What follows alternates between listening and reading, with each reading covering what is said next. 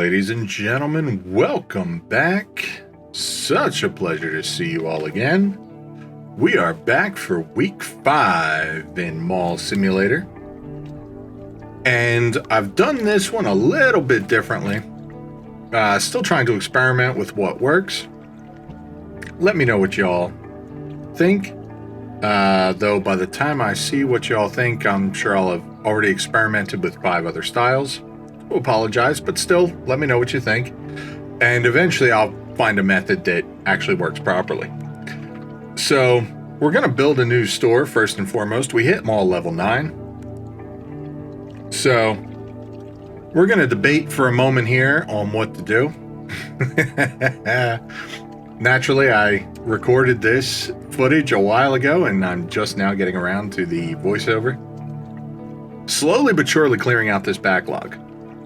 I have this and then 2 more weeks to do voiceover for, and then I'm caught up and I can get back to, hey, playing the game. Such fun, I love it. So, we're debating here. We are going to end up with the cosmetics store. That being said, what we've done differently is I've left the beginning of this unchanged, and I've left the end of this unchanged, where we get, I believe we go from like 9:30 in the evening on the final day through to the end where we're collecting all the goodies. That is unchanged. Everything in the middle is sped up to 300%. That may not be quite what you guys want, but again, we're testing stuff out. Also, I set the actual game stuff to room level ambience, so it's... Ooh. Hang on. Scratch that. That adds such a weird fucking echo. We don't want the reverb. How about without the reverb? Just want room level ambience. Yeah, all right. That's better. Turn that fucking reverb off. I'm not quite sure why that's on by default, but holy shit, we did not want that. That was bad. That was bad. We don't want that. So, this is going to be normal speed right up until we name this store. And I'm rather proud of the name for this one. I think I nailed it. So of course, first thing I did as soon as I got the store, hey, let's put some fucking workers in here. That way I'm not driving myself completely crazy. I don't know why I still insist on doing this rounding thing. It makes sense when the price goes up, but it does not always do that. Sometimes it rounds down, you know, depending where it ends up. But I'm not running the register. The change doesn't matter in the slightest. Like, I figured it out with the vending machines out here eventually, where it's like, you know what, like, you know, you can sit over here. It doesn't matter if people use change or not, because I'm just collecting the money at the end of the day. Or the end of the week, rather. But it still hasn't clicked in my head at this point that I'm not the cashier.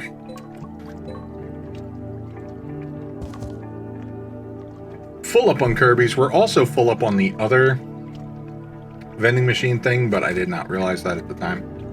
That's okay. We'll forgive. I'll forgive myself for right now. But the cosmetic shop needs a name, and I'm going to mess up here. I forget exactly how I did it. I think I clicked off after I made the name, so it does not save here the first time. But if you want to pause here, what would you name a cosmetic shop, knowing the goofy-ass naming convention I've done so far, where half of it is puns?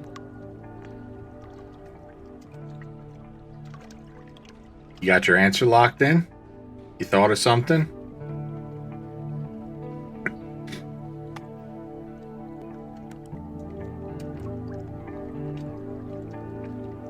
This is me doing a count, making sure that there's actually enough room for all the different kinds of shops. There are, but I don't trust myself, and I'm going to do this count a couple more times.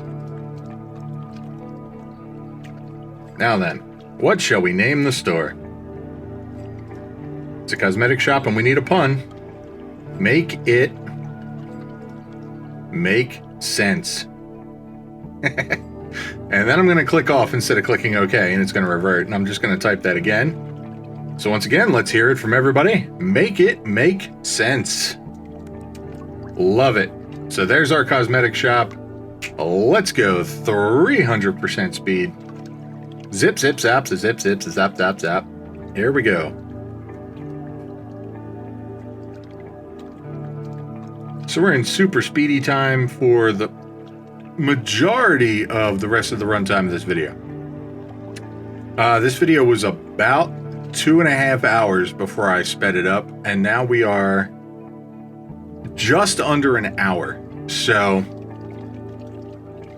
yeah, we are making gratuitous use of the video speed modifier. Again, on the bright side, we are muting the track for the actual store during these this long ass segment, so you're not just getting a bunch of bip bip bip bip bip bip bip bip bip bip. So all good there.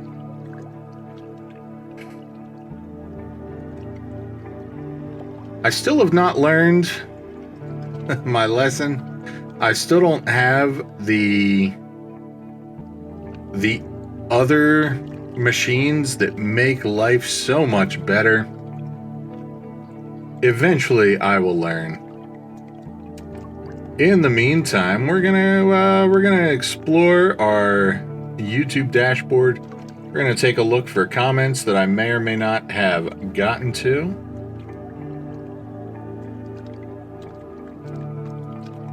Let's see here. I hate that that comments just don't like to show up sometimes. Like, it says there's 2 comments on this video, but when I go to it, it says there are no comments.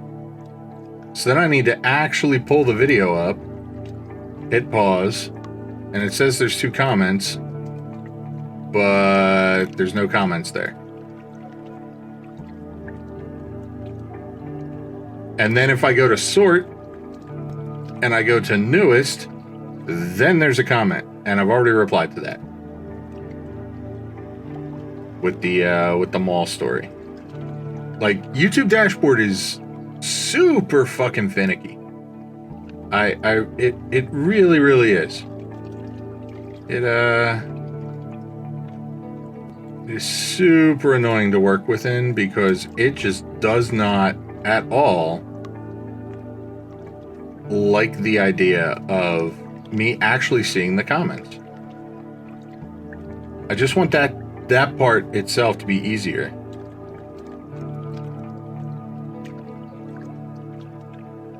And sadly, it's just that one comment from episode 1 of this. I don't want to go into the other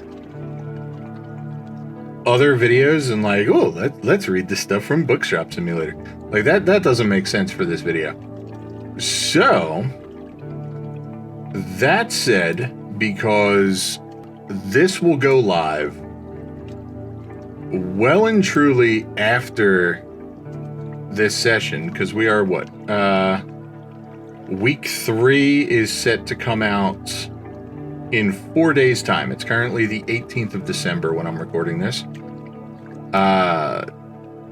and on so that week 3 will come out on the 22nd, but on the 21st I have Dungeons and Dragons with a couple friends, and it's been a while since I've DM'd for Dungeons and Dragons. And so right now I'm in a campaign that my wife is DMing, And because now our other friends want to play, and I don't want my wife to have to do double work, you know, coming up with sessions and shit is a lot, especially when you have a full-time job. So she's already, you know, trying to keep up with her session, so I don't want to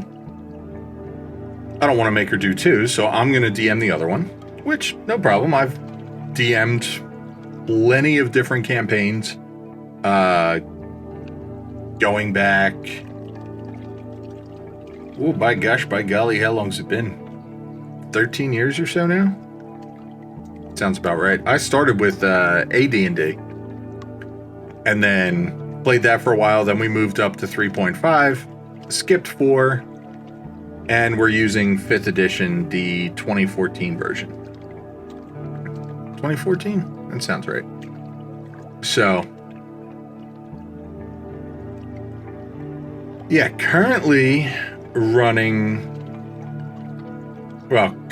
gearing up to start running a session with our friends, and not only has it been a little while since I've DM'd, but I'm also using an adventure setting that I've never used before.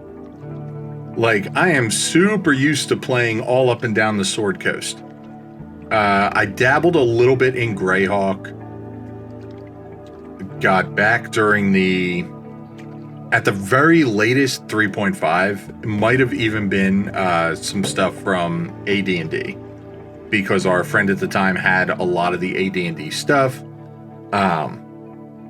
So maybe that's where we had the supplement for Greyhawk, and I remember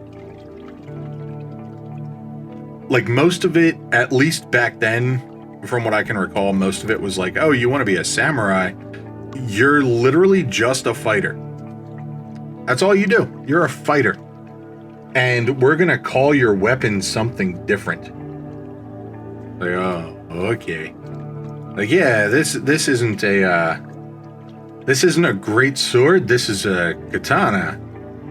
It does the exact same thing. And we're not using minis. It's all theater of the mind. So really, there's no difference. So dabbled in Greyhawk very minimally. Not enough that I could even tell you anything about it. Done a lot up and down the Sword Coast, which makes sense. That's where most of the adventure modules tend to be based in. It's where the Essentials kit is based in. If anyone is thinking about getting into Dungeons and Dragons, if you're like, hey, you know what, like I've seen Critical Role, fucking love Matt Mercer because he's amazing. I don't disagree with that sentiment. However, if you're going to your local hobby shop, your local bookstore, wherever you go to look for these things, or if your kids want to get into Dungeons and Dragons, maybe you're a nerd, maybe you're not a nerd, and you're like, holy shit, this stuff, doesn't this shit summon Satan?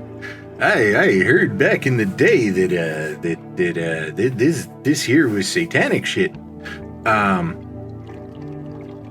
If you're looking to get anyone into Dungeons and Dragons, and you go into a store and you see the starter kit, and right next to that you see the Essentials kit, you only need to buy one or the other. You do not need both. That being said, you should never buy the starter kit.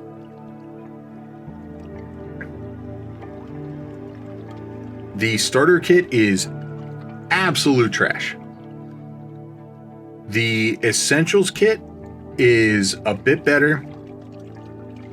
Realistically, the only reason I would ever suggest going with the starter kit, and the reason I say this is because the starter kit, the characters are pre-rolled.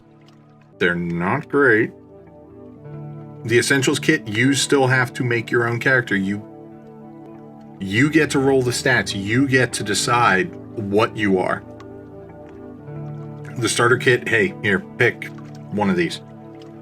The starter kit, I feel like, is only really good for potentially very young children that are getting into this, or people for whom that much mental gymnastics that is involved when trying to come up with a character, come up with a backstory, roll all the stats, do all that, is a challenge for whatever reason.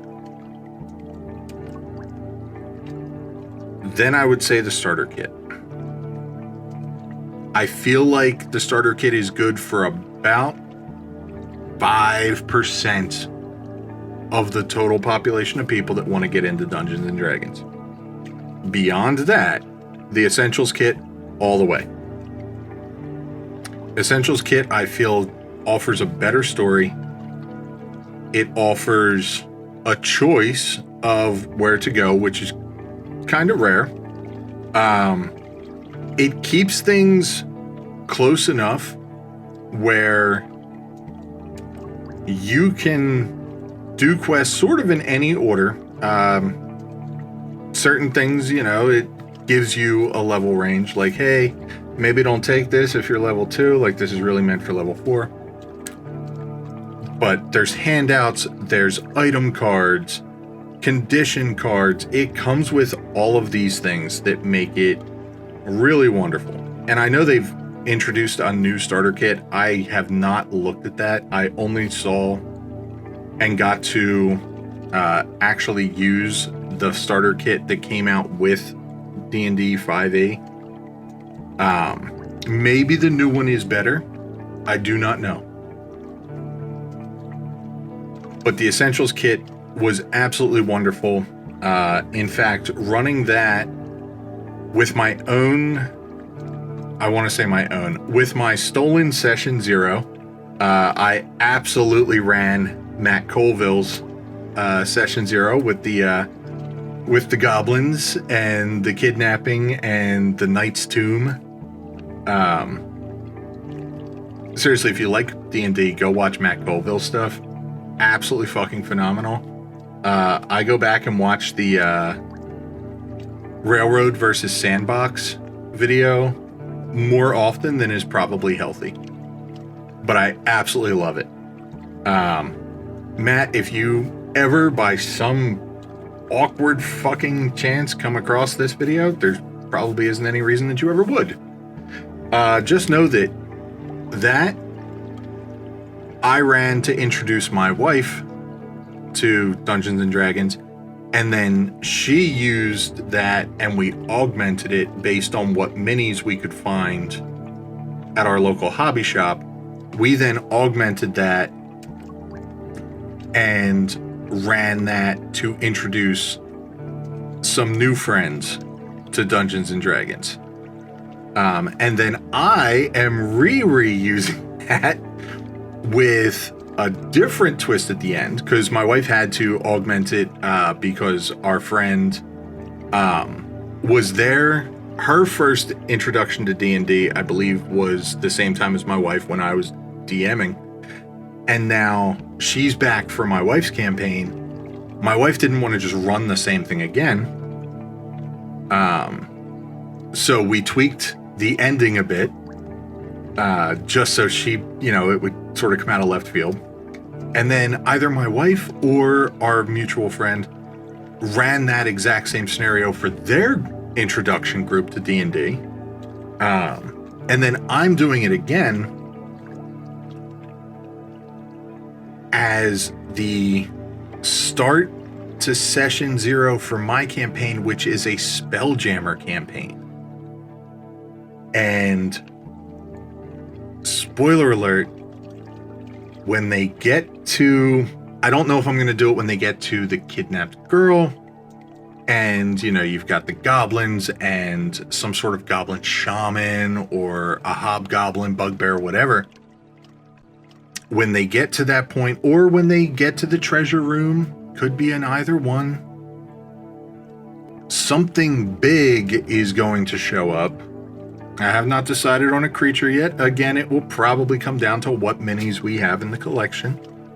But something big that they should not be fighting. They have no business fighting it. Something is going to awaken in this tomb. It is going to fight them. And after a few rounds of combat, perhaps some of the characters die. Perhaps, they decide to retreat. Whatever happens after a few rounds of combat, everything will freeze. Weapons will be frozen mid-swing. If there's explosions going off, they'll stop mid-explosion. And some of you may already know where I'm going with this. But I'm taking the concept, the core concept, from the Spelljammer Academy introductory campaign and applying it to my usual session 0 and using that as the gateway to the Spelljammer universe, where explosions will be stopped midair, weapons will be stopped mid-swing, screams of anguish will, just cut out, and the simulation will end. And they will find themselves aboard their spelljamming vessel. Now, that may sound absolutely asinine to you. That may sound amazing to you. I don't know how it's going to play out yet. We will find out in, what is it? It's Thursday. So I have 3 more days to fully flesh this out, to get everything ready to go, and to execute.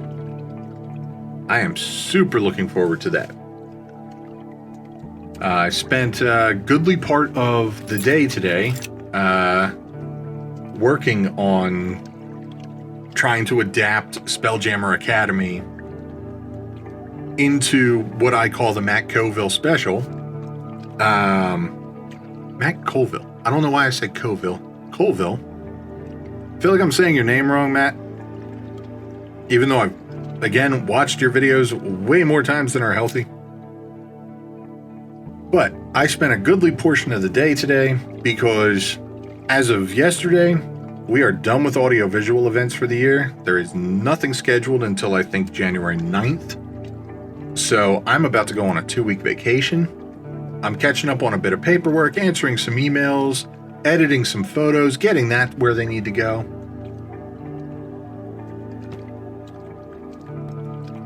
And when I'm in between doing all that, I'm working on campaign stuff, trying to work on a handful of concepts that I like from things I've done in the past. Right, a lot like editing videos, where I find something that I like, I find something that seems to work, and I want to build on that. So I had picked up something from Drive-Thru RPG many moons ago. I believe it's called the Weapons of Legacy. And they are sort of akin to heirloom weapons in World of Warcraft. Where they level with you. As you do certain things, the weapons themselves grow in power.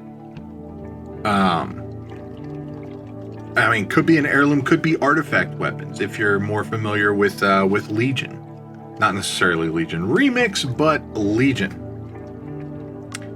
Although I guess Legion Remix to an extent. So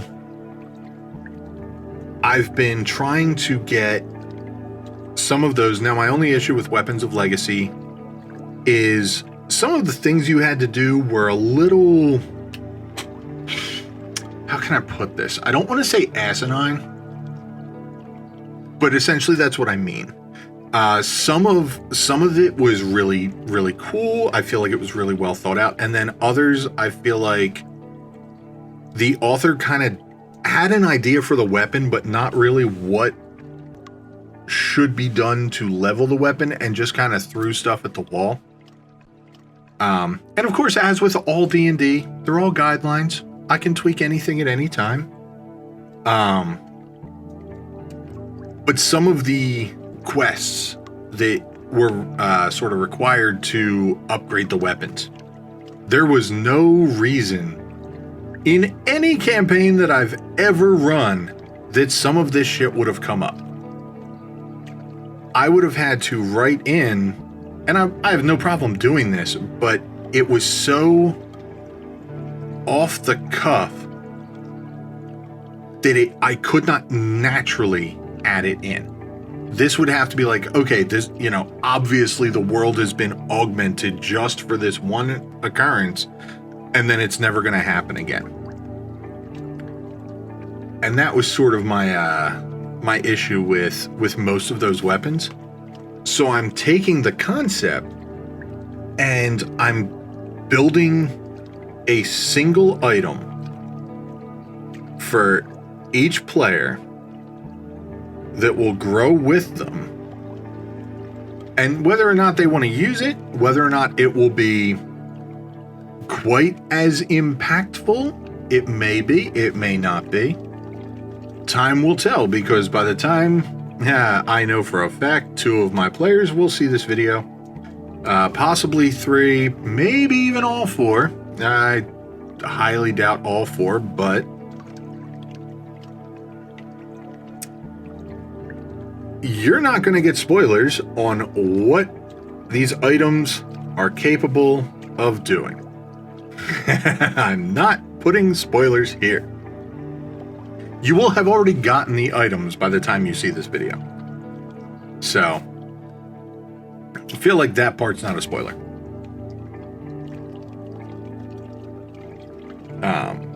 But yeah, spent a goodly portion of the day just, all right, here's my concept. Let me sit here. Let me think it out. Let me, come up with how is it going to level.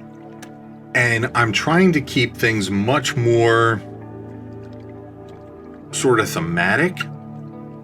I have these core concepts in my head and I'm building outward from there, which is a far cry from how I normally do this, which is, hey, we're going to run Matt Coville's thing.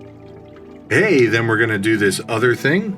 Hey, I didn't actually have anything prepped for this week, so we're going to run a module that I'm slapping into the world. Hey, all right, that module took 4 or 5 sessions. Now we're done with that module, and during that time, because I was prepping for the module, I never actually prepped anything for the real world, so we're going to wing it. And while I can do that really well sometimes, I can't do it really well all the time. So I'm trying to be much more methodical with how I'm doing this. Unfortunately, yeah, I still don't know what that fixture's for. A little bit of a problem.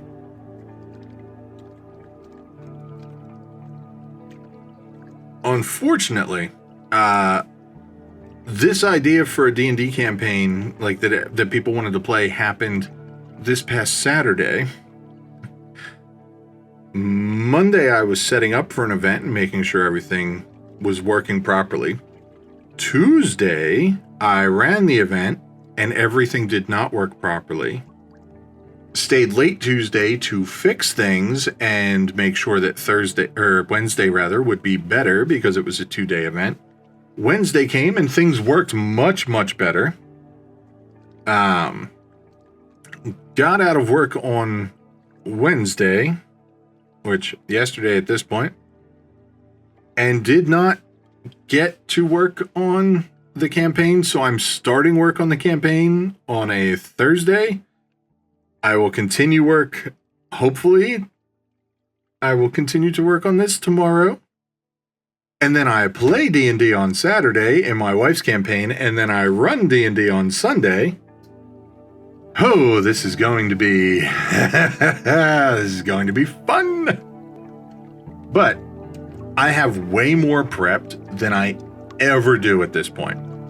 I really spent a lot of time, and a little bit of this was like bouncing ideas off of the AI. Hey, work pays for Copilot? Fuck it. I'll use Works Copilot. Sounds like a plan to me. So I did bounce ideas off of Copilot. Some of it how to incorporate, and it gave me some ideas, and I tweaked those and fired it back. And using AI as a sounding board, fucking phenomenal. Oh yeah, this lady gets stuck here, and I end up watching her for way too long. This was really funny, and I don't know why. You are, if you get motion sick, you are clear to look at the screen, at least for a few moments here, because yes, the footage is sped up, but it is literally this woman walking up the down escalator and then stopping halfway up and riding the escalator back down. And she does this until I stop the game. I flip the switch and end the day. So that is my D&D tale. We'll see how much more I can get prepped tomorrow. But again, I have worlds thought up because it's Spelljammer. So I have different worlds with different themes. I have an actual entity to be the big bad. I have actual stuff thought out that will be thematic and will be sprinkled throughout the campaign, and I'm really excited to see how this goes, because I am not usually this organized. On to the AV story. Oh boy. So, as I've said in other videos, I left my job at the bookstore last September. I joke that I quit on 9/5 to go work a 9 to 5. I don't work a 9 to 5. When there's no events, I absolutely do tend to be there from 9 a.m. to 5 p.m. When there are events, I've worked 20-hour shifts just straight through and then been back 5 hours later to work more. So my schedule gets even more fucked than it did when I worked retail. So in that year, I have basically had to learn audiovisual work. I had never done it before. Never looked at mixers, never really messed with speakers other than, hey, I plugged my headset in on my computer. Am I AV now? I've used OBS to make goofy fucking YouTube videos. Go me. Oh boy. But I'd never done the actual, AV technician part of it before. And my boss was willing to take a chance that I could pick it up and not be completely fucking useless. And I did. To the point where even my boss said, whenever we're setting stuff up, he's like, yeah, whatever you want to do, we'll do, because you know the stuff better than I do. And I mean, he has so many goddamn certifications for IT. Like, makes sense. His primary role is IT. So he is not, he's been forced into doing AV. He knows enough to get by, whereas I am the AV guy. So makes sense that I've learned more than he would. So all this to say, I've been doing AV now for a little over 15 and a half months. About a year and a quarter now. And of course I didn't start off, running events. That would be dangerous and asinine. I was shadowing other AV people, you know, the third party we would hire in, and I'd shadow them and watch what they're doing and take notes, and you know, then I would start doing it on my own. And there are certain little nuances that don't translate well to watching someone else doing it. And during that, one of the contractors that works with us installs audio gear professionally. So he would help out. He would show me some stuff. You know, one of the audio techs that works for this third party used to tour with all these big names. He was he did the live mixing for bands. Like I think he worked with Cheap Trick, and he like big fucking bands that this guy was working with. So I learned as much as I fucking could from him.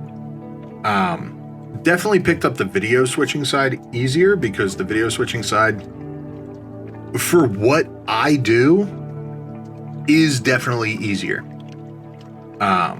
You know, I'm not saying, oh, I could walk into any TV station in America right now and fuck, this is easy. I'll do their job. I can run their ATEMs and their roll-ins, and no. But for what we do as a corporate event space, it's usually like 4 laptops. Maybe we have 1 or 2 cameras and a hold slide. That's a grand total of 7 inputs. So 1, auto. 2, auto. Oh, something's going weird. Go to camera on 6 and cut. And, you know, there's not a whole lot going on. So I typically let my boss handle the video switching side because, again, it's easier where we are, and I do the audio. And I've gotten really good. I've gotten a lot of compliments, you know. Yeah. Bring us back to this past Tuesday, final event of the year. Everything has worked fine all year. I've had very little problems. I had one problem, but that was like entirely user error that they wanted to try and flip and blame on us, but they kept turning their microphone off and then complaining that their microphone was turned off. So anyway, we're sitting there and we're a bit closer to the speaker than we normally are, which is a problem. The room had a weird setup, so our AV table, instead of being directly across from the stage at the back of the room, we were off to the side, but the stage was out from the wall because we were doing rear projection. We were using the projector behind the screen to project out, and you need 15 feet of throw for this particular projector.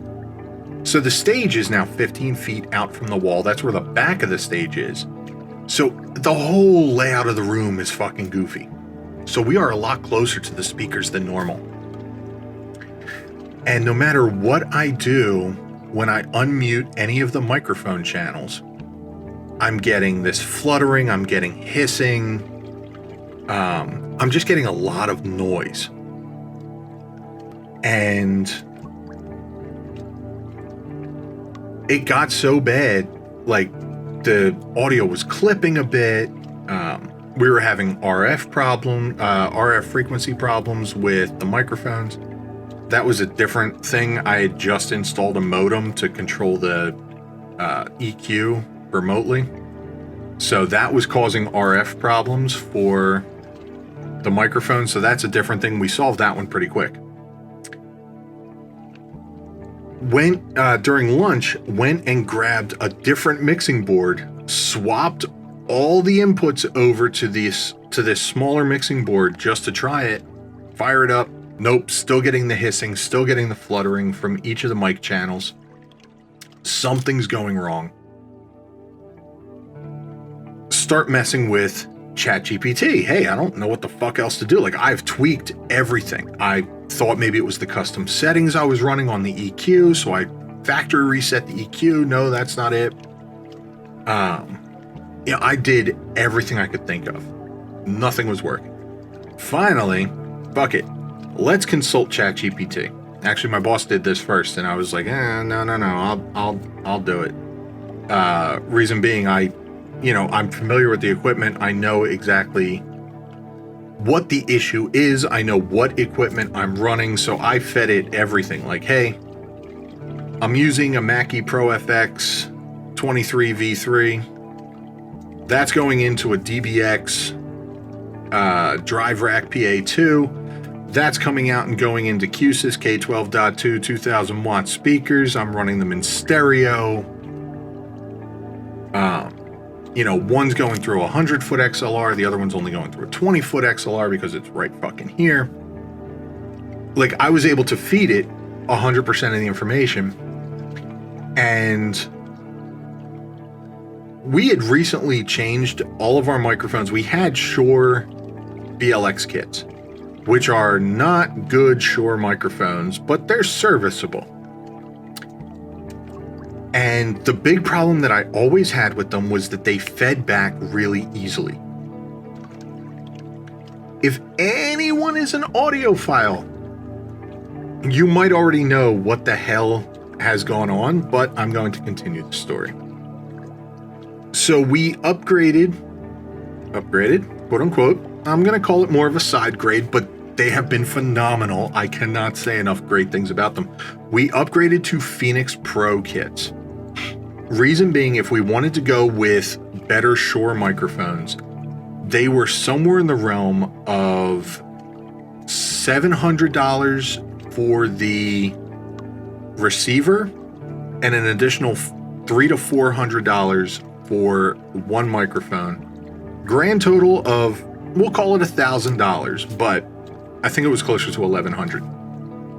$1,000 for one microphone. My table has the capacity, as in this is what's in the rack right now, has the capacity for 16 microphones. We did not have $16,000 to build just this one single AV table. Not to mention, that would only be for one room. I have everything built into a rack that I wheel out to make the audio setup easier. We have since invested in more of these Phoenix Pro kits because we were doing we had one corporate event with 7 breakouts, and each one needed at least 2 microphones. So we opted for these Phoenix Pro kits because it was the receiver and 4 transmitters, whether it was 4 handhelds or 2 handhelds and 2 lavalier body packs. If you got the one with the lavaliers, it had over-the-ear microphone as well as lapel microphone for both body packs, so 4 total mics there, plus the 2 handhelds and the receiver for like $350. Fucking phenomenal deal. And we bought, there's 4 of those in my audio rack right now. So there's your 16 microphones, 4 channels. And then we bought an additional like 6 of these fucking things for the breakouts. And we still have the BLX kits. But we plug these in the very first time, we get everything fired up, unmute the mic channel, instant feedback. Son of a bitch, that's weird. Like, these are supposed to be decent, they're obviously not top of the line, but they're supposed to be decent microphones, decent speakers. So I noticed that there's gain knobs on the front that control each channel of the microphone, so we turn those down. The feedback goes away. Everything sounds good. They're sounding great. And that's how I've run it for a year. Again, any audiophiles are probably, doing the Naked Gun bit where they all slap their forehead. I had the gain structure backwards for over a year. What I was supposed to do, and what ChatGPT helped me figure out, was that I was supposed to max out. Those aren't gain knobs, those are volume controls. Max out the volume on each channel for the microphones. Bring the gain up to roughly the 2 o'clock position. A little more, a little less, depending on the scenario. Bring the faders up to unity. And lower the goddamn gain on the speaker. For the size of the room we were in, instead of having the speakers set at, 12 o'clock on the gain knob, no, they are 1 click above off. And all of a sudden, I can turn the gain all the way up on an open channel and not get any noise whatsoever. My signal to noise ratio was so fucking off the charts that I could not unmute a channel without instant noise. I started teching shows solo around this time last year. About 3 months into working for this new place, my boss felt confident enough that he started letting me solo tech shows. I have been doing this for a year, completely fucking bass-ackwards. That's why the goddamn Shure BLX kits were feeding back so bad with these new with these new speakers, because we just upgraded to the QSYS speakers in April or something like that. That's why they were feeding back so bad, because I had the gain on the speaker turned up to insanely high levels without realizing it.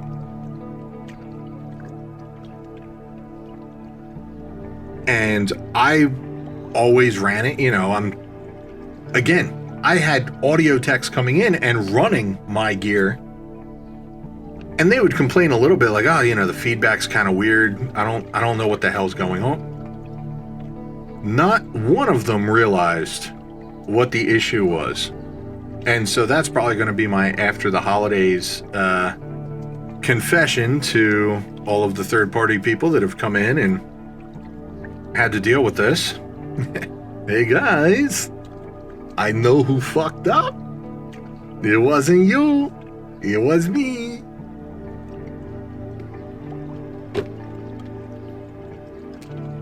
So that's my tale of woe for the past 2 days. And of course, last show of the year. I've had some feedback issues, nothing crazy. I've picked up all but 2 of them in testing before the show, and I've augmented everything. And the 2 that I missed, solved quickly. Nobody ever had complaints about it. No one had issue. No one that was sitting at the front of the room for all these other shows ever came back and told me, hey, your speakers sound a little weird. Because they probably just assumed that that's what they're supposed to sound like. It sounds fine when people are actually talking or when music's playing. So, whatever. That's probably just how speakers are naturally. They are not. If there is no noise, the speaker should be silent. And so getting this wacky ass fucking floor plan was a bit of a blessing in disguise, because it put us close enough to the speaker that I was able to pick up on all this noise. And although we were not able to fix it in time for day 1, we did our best. We did our best. The client was still happy. That's the important part. We did stay an extra 2 hours or so after and fully reworked the system. And man, we nailed it. It sounded so perfect for day 2. We still had a few microphone dropouts. Very few. They were very minor. It was not anything crazy like it had been on day 1.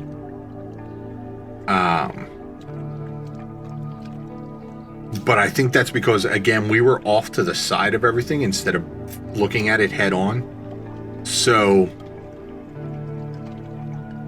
we had 6 microphones going at the same time. And because of where we were, people's bodies were between us and the microphone. And I have to assume that that had a large role to play, because I've never had dropouts before. $8,910 from the downstairs photo booth. $9,570. $10,868. $12,963. $10,461. I do believe. Run outside and we get $2,821. $2,795. $5,073. All right, we don't have that yellow one unlocked just yet.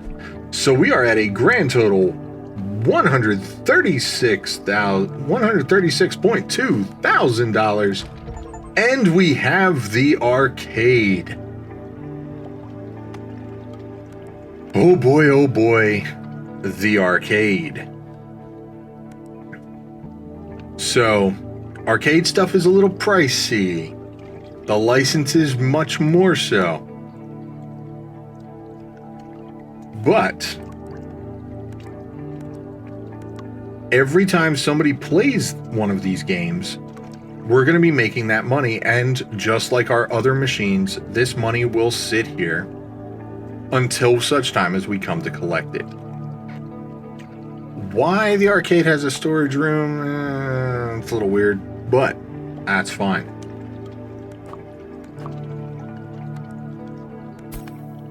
So we're going to buy some more machines. We're going to get these loaded in here.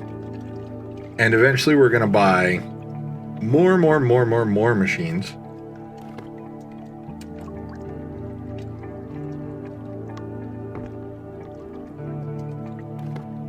So we're going to do a little bit of actual wall management here at the end of the week. Get everything prepped for the week to come. So we're back down to $79.2 thousand.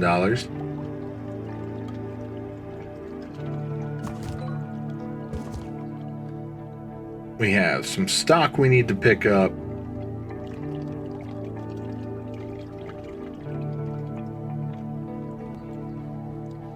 Now that I'm back to watching and, waiting to see what's going to happen, I feel like my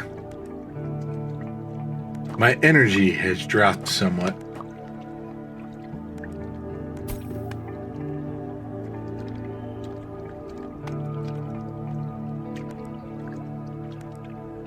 Tell you what, man, I am so psyched to actually be able to play more of this and record more of this. And again, I should not be buying the licenses for this fucking store until I have way more money. When I get to do this again, my goodness, things will be different. Oh, by gosh, by golly.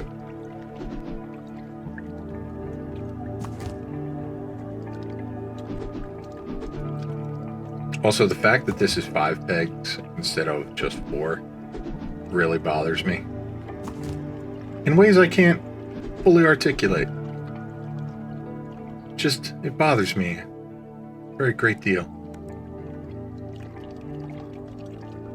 No, you don't have to round. You don't. Ah, yes, silly bitch. There you go. You went and rounded up.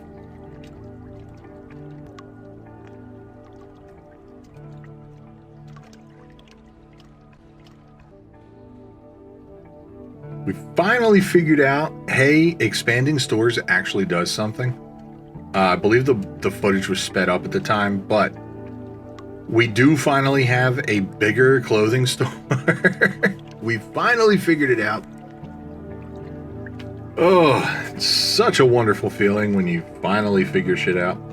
Which reminds me, I'm gonna bring, can I bring Steam to the forefront here? I just want to see if... Nope, still no upgrades for... Oh, wait. There was an update. Christmas update. Christmas exclusive products. Oh, by gosh, by golly. We might just have to record another episode this evening, even though I'm not caught up. We might have to record week 8 because we do actually have an updates for this game with holiday stuff. Oh boy, oh boy. I see some fucking Santa coats and shit that we can put in our clothing store. Oh boy. Oh man, this is gonna be fun, guys. I am excited.